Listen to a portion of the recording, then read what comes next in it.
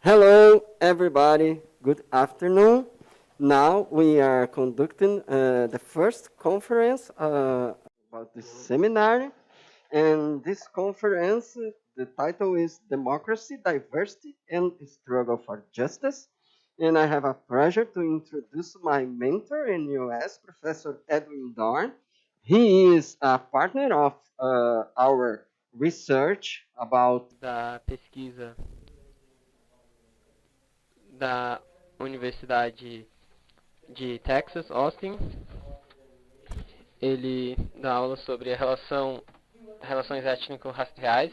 Ele foi reitor de uma universidade estadunidense de 1997 e antes disso ele ficou em Washington D.C., onde ele trabalhou com direitos civis na administração Carter e foi secretário de defesa na administração Clinton. Durante alguns anos ele foi filiado com os think tank sobre estudos de ciência política.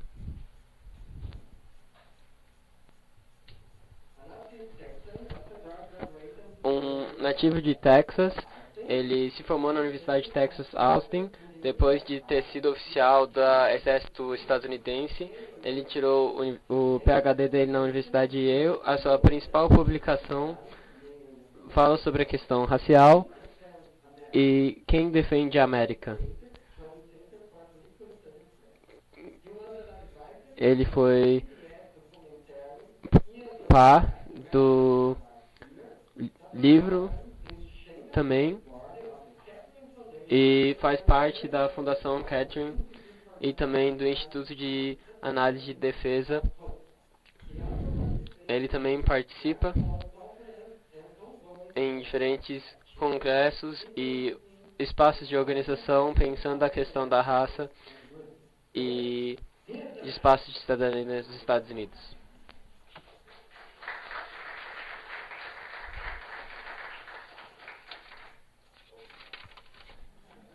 Obrigado, Alessandro.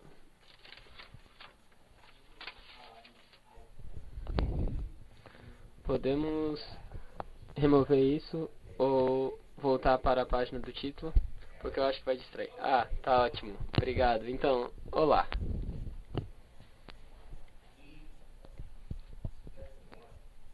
Nós passamos a manhã ouvindo pesquisas fascinantes e importantes. Eu trabalho numa escola de políticas públicas. Então, uma coisa que a gente sempre pergunta sobre qualquer pesquisa é: e aí? E aí, o que podemos fazer com isso? Como podemos transformar isso em uma prática? E eu espero que as pessoas que organizam e administram a universidade como a Universidade de São Paulo e outros conseguem ler ou estudar ou pesquisar e descobrir como fazer uso dessas pesquisas.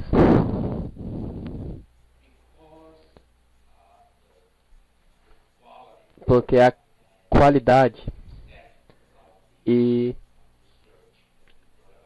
o arcabouço das pesquisas que a gente ouviu hoje, eu vou propor uma outra abordagem. Eu vou propor que eu dispenso os meus 75 slides. De qualquer modo, eu fiz cópias, então o que eu vou fazer? Eu acho que tem 8 ou 10 aqui, eu vou passar aqui e você pode ir olhando e talvez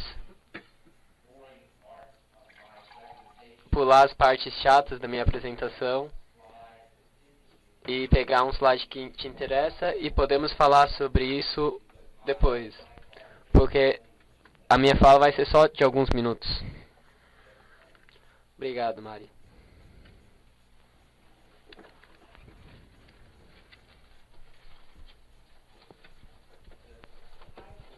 O título da minha fala essa tarde é Democracia, Diversidade e a luta por direitos civis, direitos humanos. Como vocês sabem, nos meses recentes,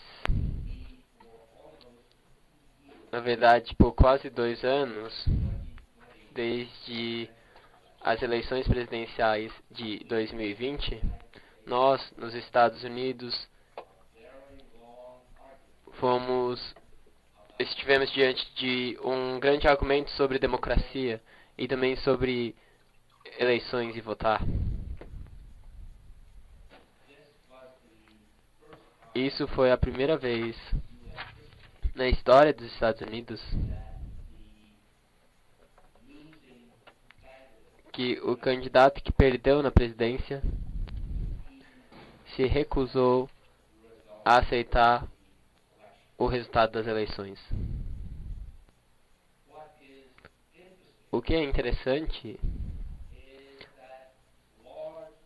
é que um grande número de seus apoiadores também se recusaram a aceitar os resultados das eleições.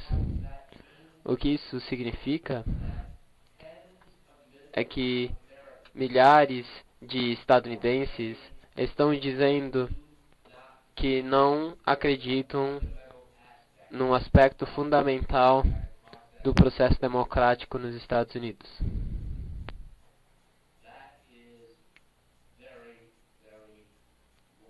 Isso é muito, muito preocupante. Mas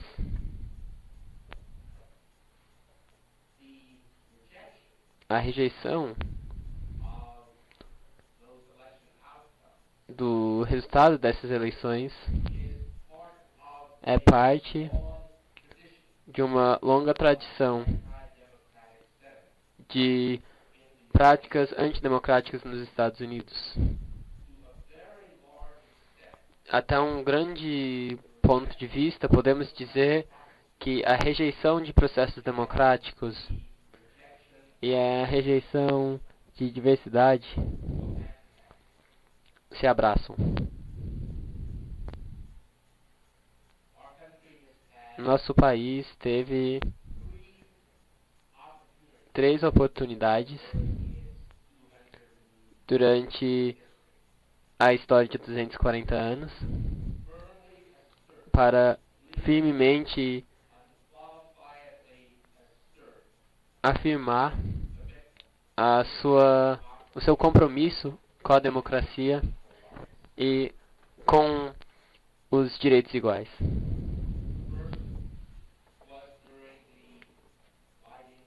O primeiro foi durante a escrita da Constituição estadunidense no final dos anos 1780 e o segundo foi durante a Guerra Civil e as repercussões da Guerra Civil.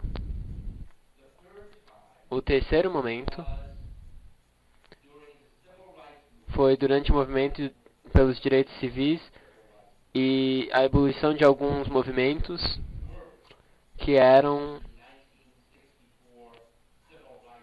o Ato dos Direitos Civis de 1964 e do direito ao voto em 1965. E a terceira parte da legislação, que só fomos olhar para a significância disso agora, isso foi a reforma de 1965.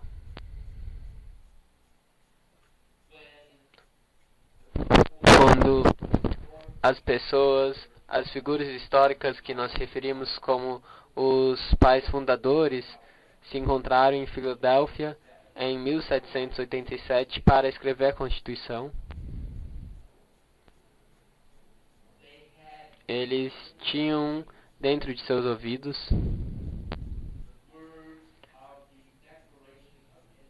as palavras da Declaração da Independência. Nós mantemos essas verdades como sendo evidentes que todos os homens são criados iguais, que eles são dados os direitos pelo seu Criador de alguns direitos inalienáveis, e dentre esses estão a vida, liberdade e a busca da felicidade. Todos os homens são criados iguais, mas na Constituição, todos os homens, para não dizer nada sobre as mulheres, não foram criados de forma igual.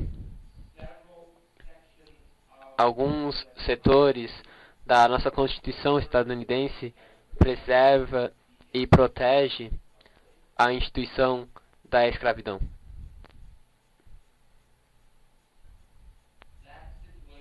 Essa situação não mudou fundamentalmente até a Guerra Civil e suas repercussões. Os 13º, 14º e 15ª emenda. A 14ª emenda promete proteção igual diante de diferentes leis, e que todas as pessoas que são nascidos nos Estados Unidos ou naturalizados nos Estados Unidos são considerados cidadãos dos Estados Unidos. A 15ª emenda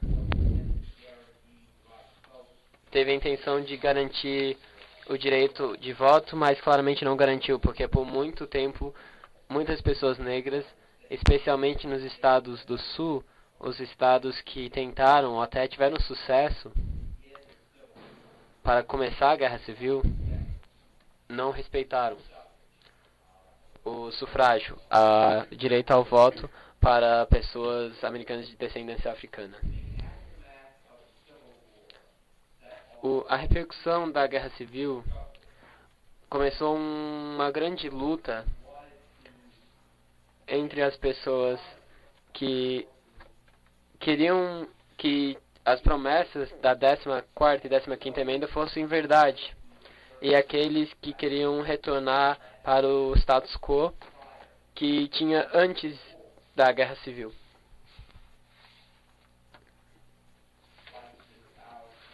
Os brancos no sul não conseguiam mais ter escravos de forma legal,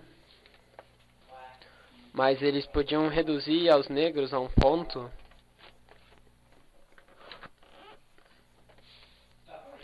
de sofrimento e de intimidação que para muitos parecia a escravidão.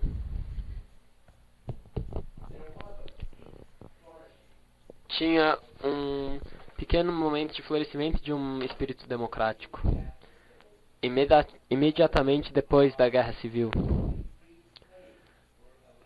Dezenas de escravos recém-libertados foram eleitos em cargos políticos como para senadores, mas teve uma revolta, e dentro de 10 anos da Guerra Civil ter acabado, todas essas promessas de igualdade foram basicamente jogadas fora, e passamos por um grande período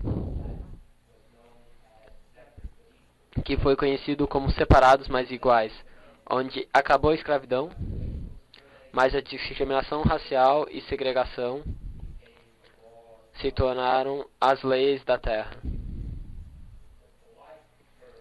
O termo politicamente correto, o eufemismo, era separado mais igual, e se linkava a todos os aspectos da vida de uma pessoa negra,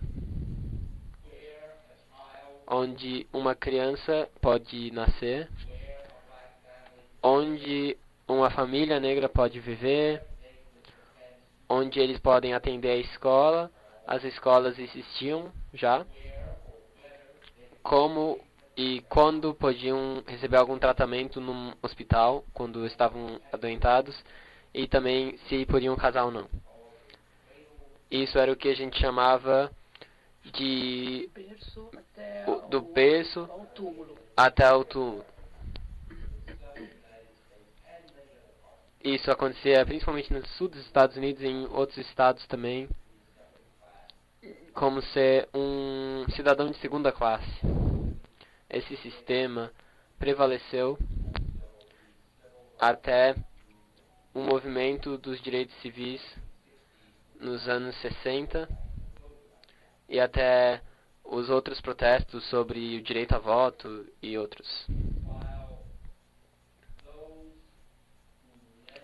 Enquanto aqueles que faziam movimento pelos direitos civis acreditavam que tinham conquistado uma vitória significante, grande número de pessoas, principalmente dos partes sul dos Estados Unidos, não concordaram com essa ideia. Então, desde o final dos anos 60 para os últimos 50 mais anos,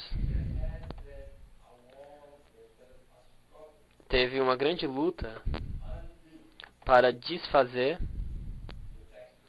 os efeitos do lei de voto, que garantiu que milhares e milhares de pessoas de descendência africana pudessem votar e pudessem ser funcionários públicos do alto calão, e também desfazer alguns dos benefícios do Lei dos Direitos Civis, incluindo a segregação de escolas. Ações afirmativas foram parte do esforço para perceber pela terceira vez, e lembra, eu falei de 3 lutas: a Constituição, a Guerra Civil e o protesto pelos direitos civis.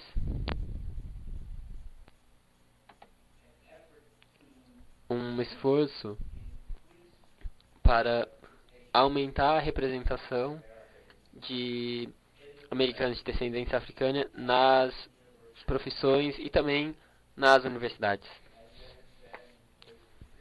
E teve um grande retrocesso, uma reação disso, que Sharon Davis vai falar mais depois.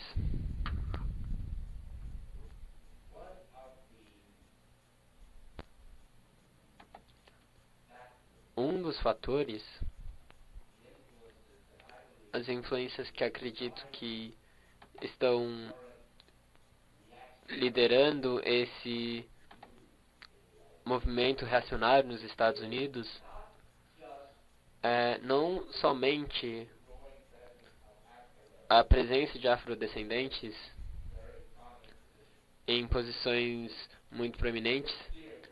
É claro que grande número de pessoas estavam muito indignados que um homem negro poderia viver na Casa Branca. Teve uma grande reação à eleição de Barack Obama.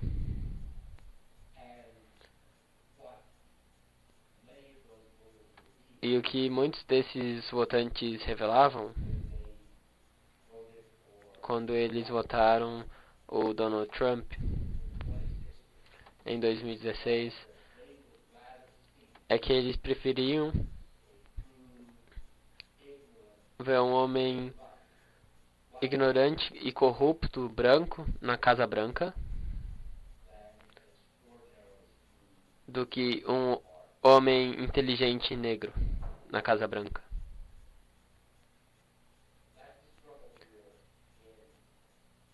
Essa é a luta na qual estamos hoje. E é um tanto assustador. A maioria de republicanos do Partido Republicano acreditam que o resultado das eleições foi um engano, que trapacearam o Donald Trump no segundo turno. E isso é uma instância de que os fatos não importam. É uma situação que não nos preocupamos com a verdade. O que queremos é que seja do nosso jeito. Não queremos o que os votos dizem. Se nós perdemos, é injusto. Tem sido a forma que o Donald Trump viveu a vida dele. e sempre vai ser do jeito dele, e se ele não ganhar, trapacearam. Assim como ele fez com a empresa dele e assim que ele faz com as políticas dele. O que é assustador e surpreendente é que tanta gente diz que isso está tudo bem, porque também não nós preocupamos com os processos democráticos e com a estabilidade também. Só queremos que as coisas sejam do nosso jeito. Queremos retornar àquele período onde não tinham questões sobre qual raça governava o país. Eu não tenho certeza se consegui acompanhar o pensamento que eu comecei, mas não foi somente o poder crescente dos negros nos Estados Unidos, foi também o aumento dramático sobre o número de pessoas imigrantes da Ásia e da América Latina, que preocupou muitos estadunidenses brancos um tanto. Muitos deles cresceram com a ideia de que os Estados Unidos eram um país de brancos. Eles lutaram muito para que os americanos afrodescendentes conseguissem diminuir essa população, e agora que tem uma crescente dramática e uma mudança nessa linha de cores, então a sua ansiedade cresceu. E isso novamente é porque alguém como Trump, com um slogan, vocês devem lembrar, vamos tornar a América grandiosa novamente. E nós todos sabemos o que ele quis dizer com isso. Tornar a América branca novamente. Esse é o contexto mais amplo no qual a luta sobre a ação afirmativa está sendo avaliada agora, está sendo medida. Deixa eu interromper aqui e vamos nos engajar numa conversa sobre isso. Ou se vocês já passaram pelos meus slides e acharam algo que lhes interessou, vamos falar sobre o que esse slide suscitou em sua mente.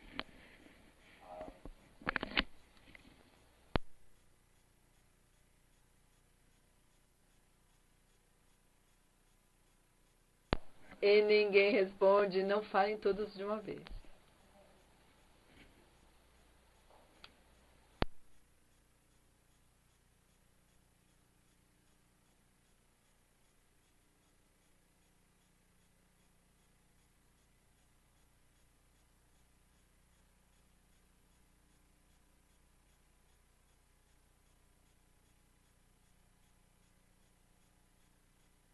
Peraí. Ele está sem fone. O professor está sem fone. Tá bom. Um minute.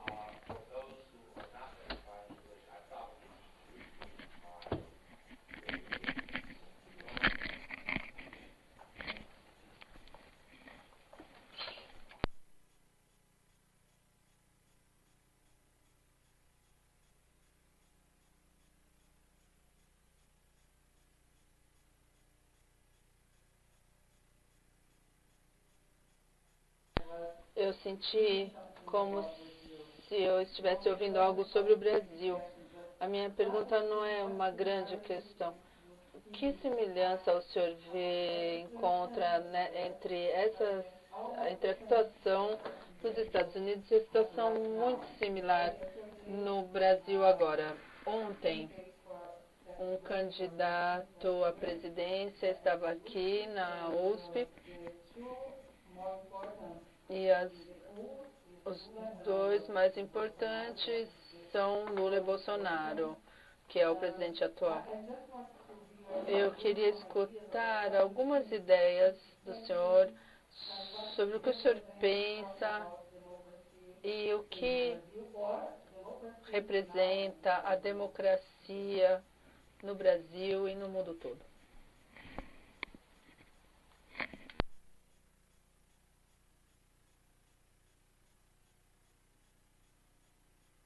Vocês vão perceber como humor negro. O Brasil tem mais experiência do que nós em rejeitar as eleições com ditaduras militares e civis também, com suporte, com apoio militar.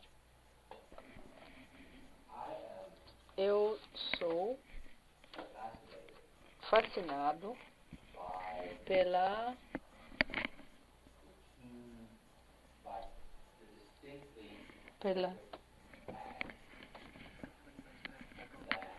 pelos diferentes caminhos que o Brasil e os Estados Unidos tomaram com respeito à raça.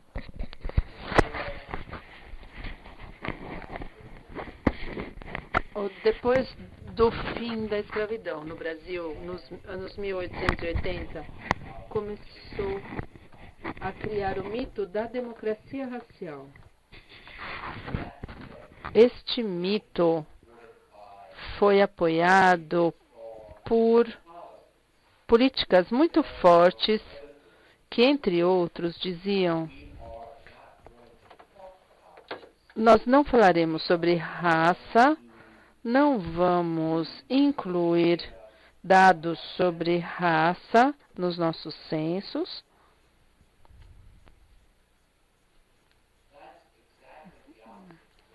E é exatamente a direção oposta da dos Estados Unidos. No final da escravidão, nós tivemos divisões raciais muito explícitas. Nós sempre contamos no censo.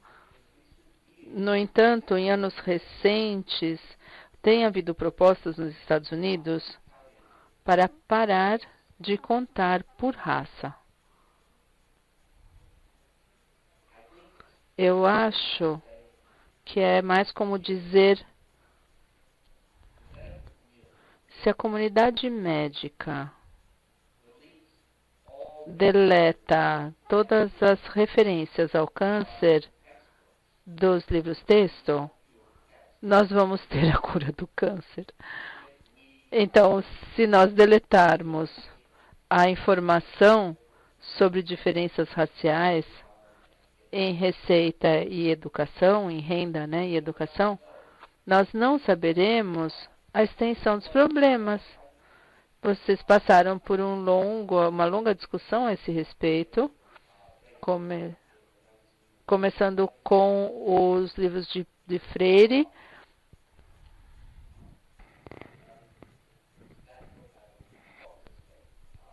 Qual foi o nome do livro? Alguém me ajude aqui, por favor. É Gilberto Freire? Casagrande e Senzala. Mestre e Escravo?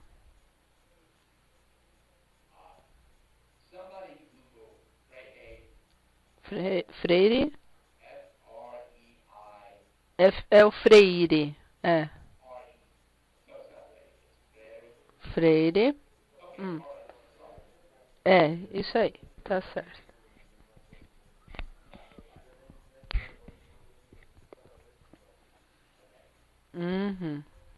É o Casagrande Senzala, então. Aquele livro foi interpretado como uma discussão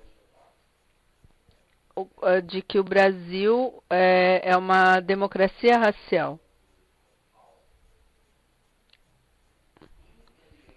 E isso meio que se traduziu nas políticas. Nós tivemos uma vantagem perversa nos Estados Unidos. Ninguém fez de conta que teve equidade racial.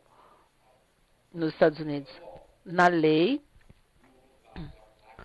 nós tínhamos regras sobre o que brancos e negros podiam fazer, com claras distinções. Os brasileiros, por outro lado, os brasileiros negros, argumentaram, discutiram por bastante tempo sobre se esse mito da democracia racial era válido. Apesar de você poder andar livremente nas ruas de qualquer cidade do Brasil, você sente os privilégios no status econômico, tinha uma base em cor. E ainda, assim como ainda o são nos Estados Unidos. Isso me leva de volta aonde eu comecei, bem longa e complicada resposta à sua pergunta. O Brasil e os Estados Unidos tomaram diferentes caminhos para desenvolver políticas sobre raça, mas ainda produzem um resultado em que brancos têm maior poder, maior status econômico e assim por diante, do que os negros e pardos. Desculpe que eu demorei tanto para responder.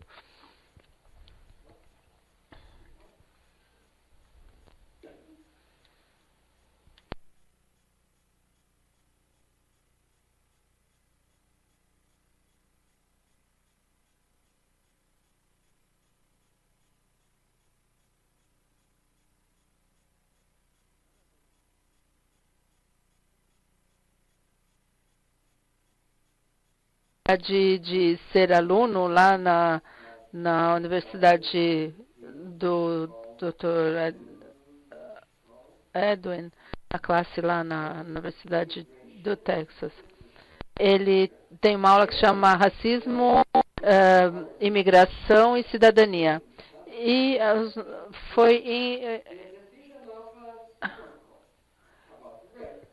a decisão da Corte Suprema sobre isso. Eu gostaria que o senhor comentasse algo sobre a sua opinião com relação a essa relação entre raça e imigração. Porque eu lembro o movimento da imigração chinesa. Isso foi um caso importante a ser discutido e também discutido na Suprema Corte. Obrigado, Alessandro.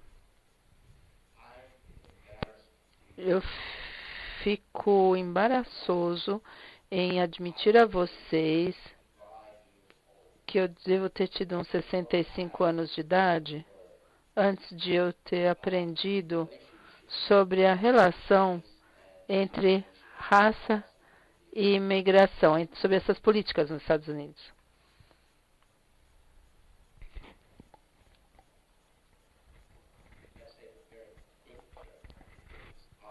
Vamos fazer uma viagem rápida.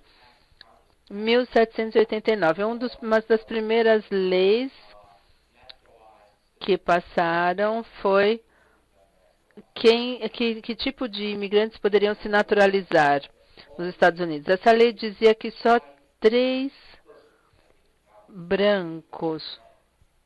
homens livres e brancos poderiam se naturalizar cidadãos estadunidenses. Não foi de surpreender que em 1789 o Congresso tomasse essa atitude. O que é interessante é que essa lei não foi desfeita até 1953. E foi essa lei que levou, no primeiro século da existência do país, não havia restrições à imigração. A primeira restrição de imigração foi contra os chineses, lá em 1789. Depois, as restrições foram estendidas a todos da Ásia. Então, em 1920, havia uma zona de exclusão asiática que cobria a maior parte da superfície do mundo. Não só, isso já se aplicava também aos japoneses, ao subcontinente indiano também, não só aos chineses. E aí, por que não queríamos ser explicitamente racistas? Nós mudamos a lei, então não mais dizia, nós não vamos mais deixar os chineses entrarem. Dizia assim, vamos ter códigos no país, cotas no país, e elas vão se basear no seguinte, no número de pessoas de cada país que podem ser aceitas em um dado ano nos Estados Unidos. E isso será para a Europa Ocidental, Alemanha, Inglaterra, e desfavorecia, obviamente, todo o resto. E foi a cota do país, então, que foi desfeita com a Lei de Imigração de 1965. Lyndon Johnson assinou essa lei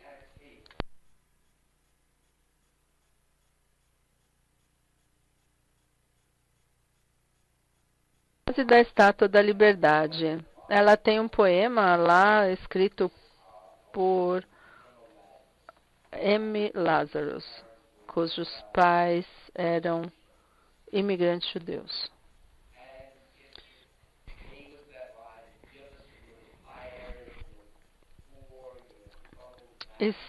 Deixe as suas massas cansadas e tristes e aprenda a respirar livremente.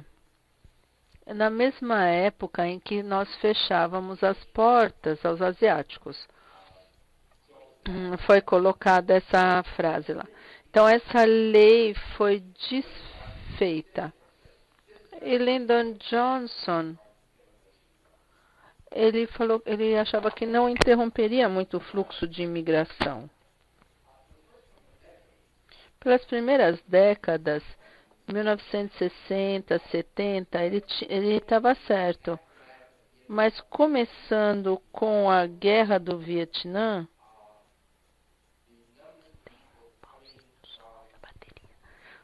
o número de pessoas que vinham da Ásia começaram a aumentar. O fluxo da América Latina tinha um padrão ligeiramente diferente. O resultado é que há uma projeção que em 2040 ou 50, americanos brancos que têm descendência europeia não seriam mais uma maioria nos Estados Unidos.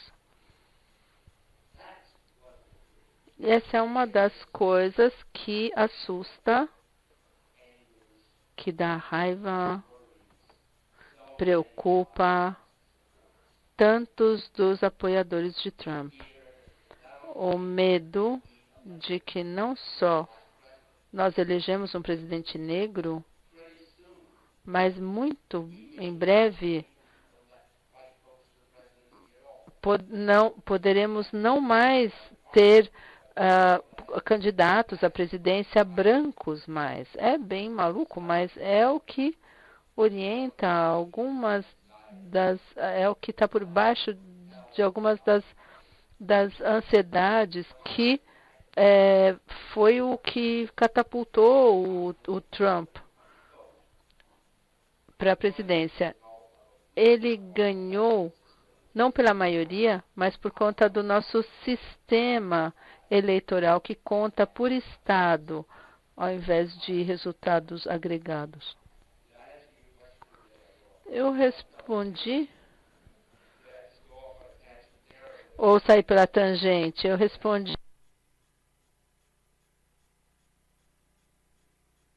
Eu vou procurar responder mais curto. Todo mundo tentando se manter desperto. Depois do almoço eu conheço essa sensação. Nossa aula é de manhã ou à tarde? Bom, à tarde. Tudo bem. Aí todos nós vamos estar com essa mesma sensação. Alguma outra pergunta, comentário? Nada? Isso é bom. Porque eu não tenho mais conhecimento para compartilhar mesmo.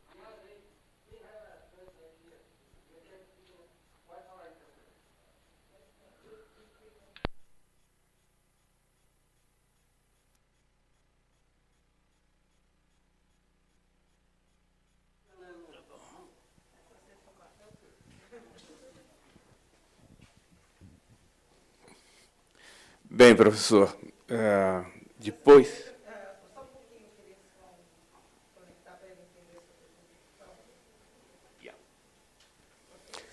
Bem, professor, depois da eleição do Bolsonaro no Brasil, eles perguntaram, né, o que aconteceu, como nós deixamos acontecer isso.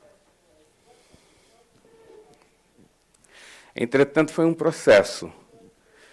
Houve um processo de corrosão do Estado. O Congresso Nacional, o Legislativo, de modo geral, o Judiciário e um destroçamento do Executivo. A implicação disso é que nós elegemos um presidente abertamente nazifascista. Os resultados foram muito duros para a população brasileira. Nós hoje vivemos sob um estado de mais de 60 mil homicídios por ano. 75% de jovens negros. O Brasil voltou para o mapa da fome. Existe no Brasil hoje cerca de 50 milhões de pessoas sem registro. Ou seja, destruiu o Estado. É possível isso ter acontecido nos Estados Unidos? Essa violência e brutalidade do racismo no Brasil tem impedido um projeto democrático. Isso pode acontecer nos Estados Unidos? We certainly hope not.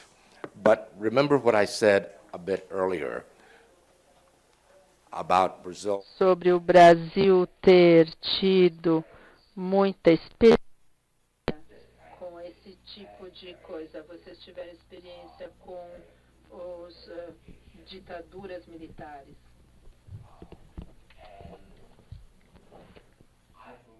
E eu acredito que essa experiência, que essa noção de que tivemos uma ditadura militar por 20 anos, dos anos 60 até os anos 80, e que foi uma experiência muito ruim, e que os nossos direitos foram pisoteados, muitas pessoas foram torturadas e matadas, mas que sobrevivemos.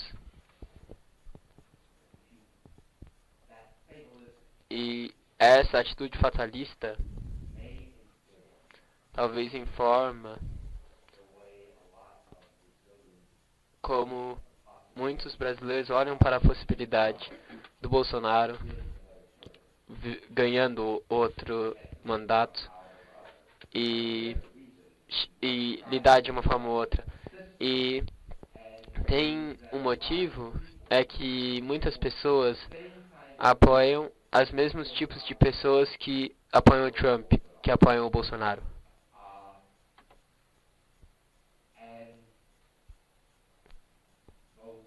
E ambos os grupos estão bem armados. O exército estadunidense tem um código estrito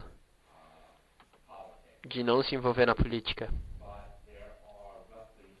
Mas existe cerca de 3,5 milhões de armas de indivíduos privados nos Estados Unidos. E eu posso apostar que existe mais apoiadores do Trump do que apoiadores de Biden dentro desse grupo. Então, nos preocupamos. Eu acho que esse tipo de golpe não pode acontecer tão facilmente, porque lá não tem a corrupção dentro dos cortes, ou ao menos totalmente corruptos. Mas tem um papel importante em determinar, identificando juízes E se o Trump tivesse ganhado outro mandato, outro nas eleições, eu acredito que teria um ataque muito mais rápido nos direitos humanos e nos direitos civis. Mas da forma que foi, ele conseguiu escolher 3 membros do Corte Supremo.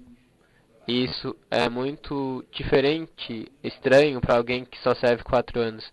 Mas temos uma forma que justiça trabalha de forma pela vida toda e em algumas instâncias funciona sempre. Podem morrer trabalhando nesse cargo, por exemplo.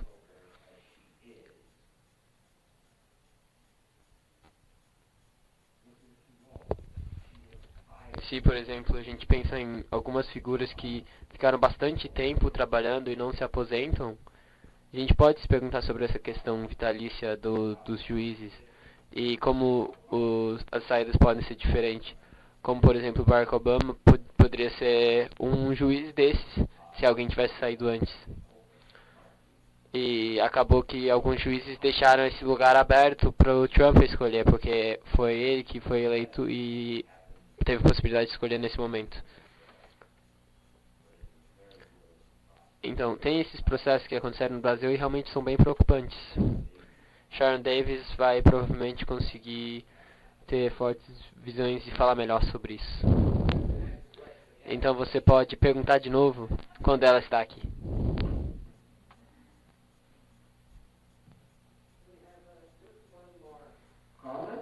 Temos mais um comentário que eu recebi por e-mail.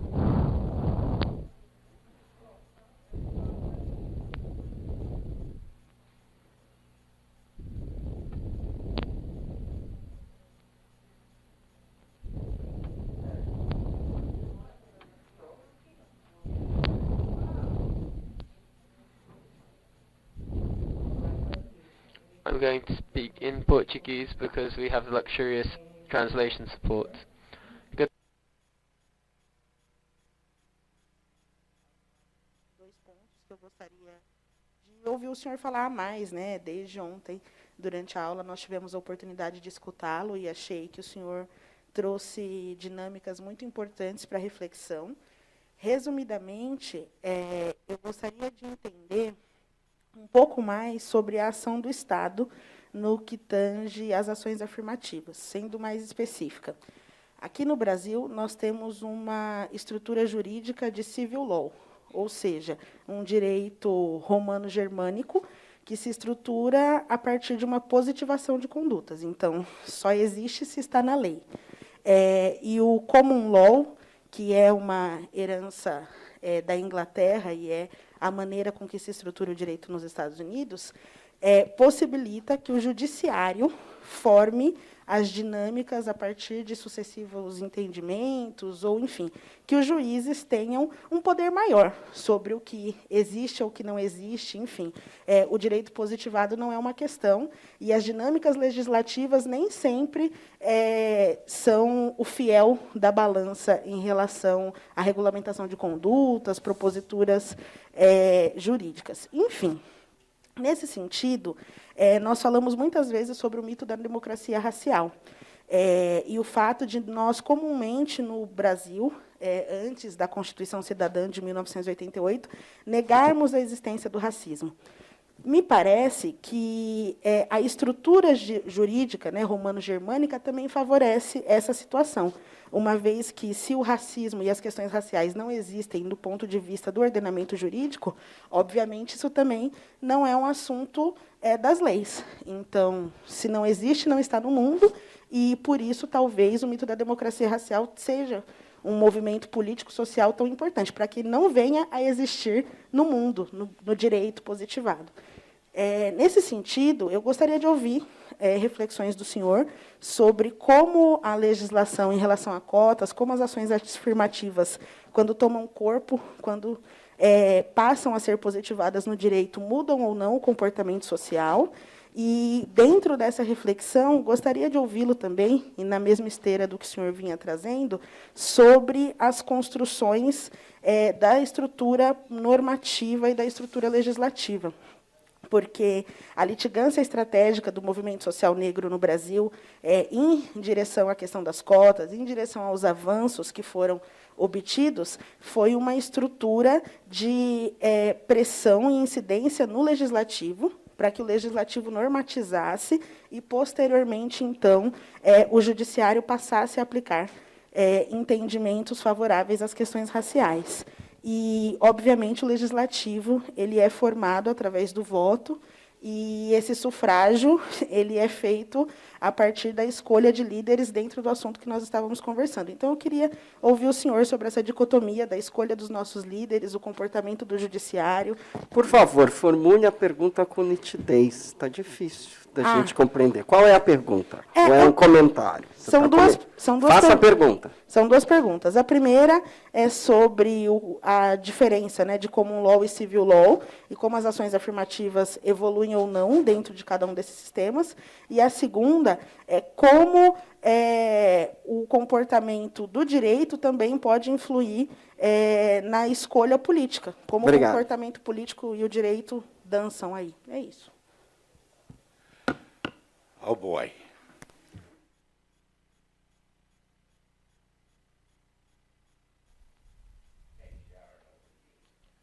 Ei, Sharon, é a sua vez agora. Eu vou te avisar. Sharon, na verdade, ela sabe a resposta e vai falar com muita sabedoria e experiência sobre a lei civil, common law, o legislativo, a base legislativa, a base judiciária, mas,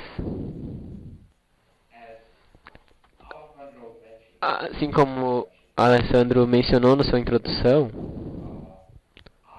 eu vivi em Washington, D.C., ou pelo menos trabalhei lá, durante 20 anos. Eu trabalhei em 2 administrações presidenciais diferentes. Então eu sei inventar coisas. Então deixa eu inventar uma resposta para você aqui.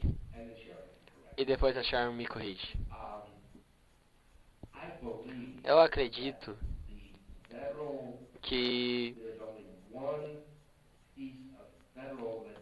só existe uma peça de legislação federal que tem essa relação com a ação. E essa seção é a seção 7E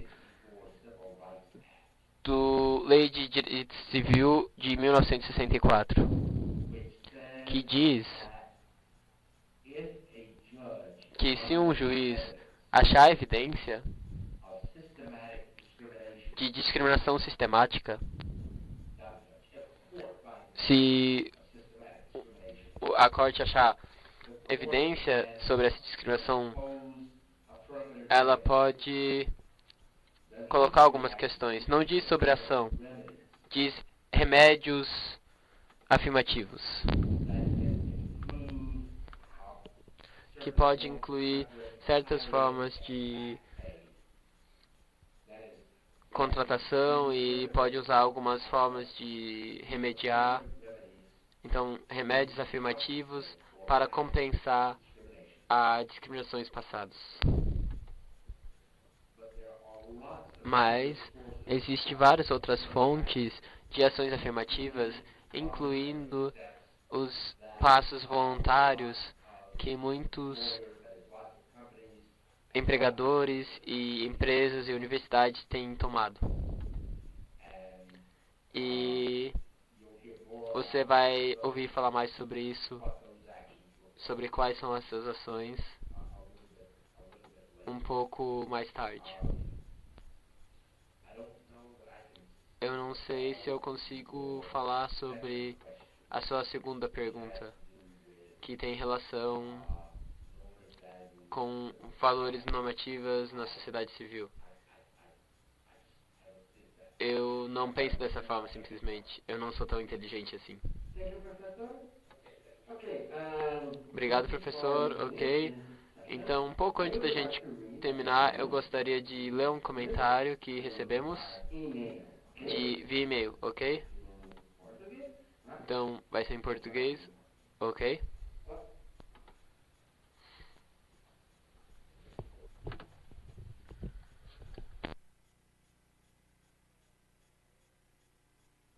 Okay, but this is speaking in Portuguese, right? She's writing in Portuguese.